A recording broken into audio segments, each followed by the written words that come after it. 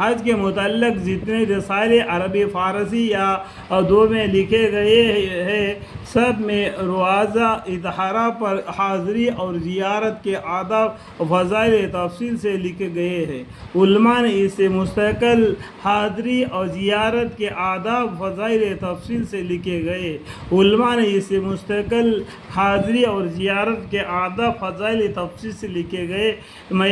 ہے۔ علماء نے اسے مستقل احتلال اس کی فضیلت اور استحباب پر کیا ہے کہ جو شخص بھی احکام حج لکھتا ہے اور اس کے ساتھ ہی ساتھ آداب زیارت بھی لکھتا ہے۔ اسحاق بن ابراہیم فاقی کہتے ہیں کہ ہمیشہ سے حجاج کا حجاج یعنی حج کرنے والے کا یہ معمولی متعارف ہے کہ جو شخص حج کرتا ہے اور مدینہ منورہ حاضر ہوتا ہے تاکہ حضور اقدس صلی اللہ علیہ وسلم کے مسجد میں نماز پڑھے اور حضور اقدس صلی اللہ علیہ وسلم کی روضہ اطہار کی زیارت سے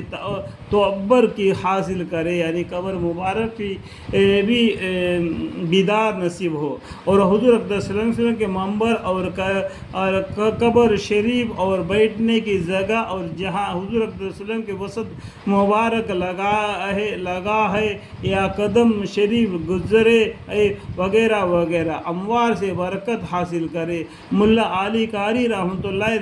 شفا میں لکھتے ہیں کہ لیکن ان سب میں اصل نیت حضور اقدس صلی اللہ علیہ وسلم کی زیارت ہی کی ہونا چاہیے، باقی مشاہبید کی زیارت امتحان ہونا چاہیے۔ اس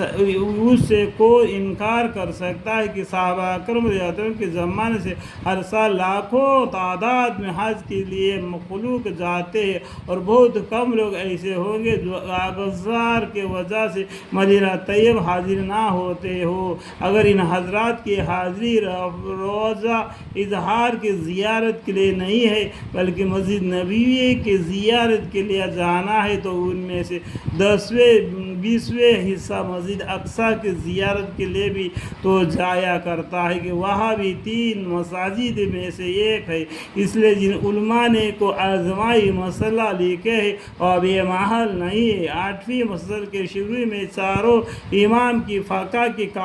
کتابوں کی عبادتیں نقل کی گئی ہے جن سے معلوم ہوتا ہے کہ یہ سب حضرات اس کے انتہا پر متفق میں بلکہ فقہ زنلی کی کتاب دلیل الطراف میں قبر شریف کی زیارت کو سنت لکھا ہے اور مسجد نبوی میں نماز کو مستحب بھی ہے۔ جن حضرات نے حج میں رسائل لکھے ہیں ان میں زیارت کے آداب اور زیارت کے وقت سلام وغیرہ کے الفاظ بھی تحریر فرمائی یہ مختصر طور پر چند آداب اس رسال میں بھی لکھی جاتی ہے، ورنہ اصل تو یہ ہے کہ محبت تجھے کو آداب محبت خود سکھا دے گی، محبت تجھ کو آداب محبت خود سکھا دے گی۔ ادب حج میں جو مضامین گزر چکے ہیں وہ بھی خاص طور سے ملحوظ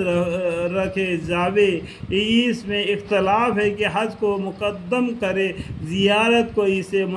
متعلق اس سے پہلے فصل کے حدیث نمبر 3 میں بیان گزر چکا ہے۔ الحمدللہ۔